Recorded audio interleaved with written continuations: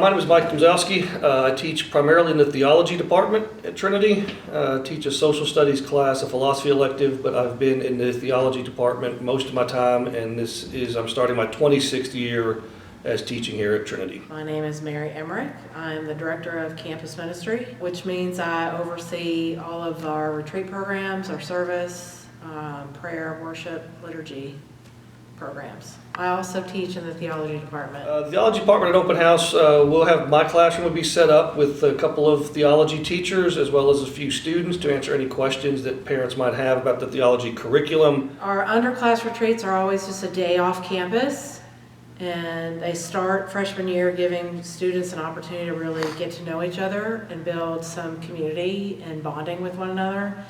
And each year it builds on that. And then senior year, it's a 3.5-day experience that's really focused on helping them get to know themselves, get closer with each other, their family, their friends, and of course, God.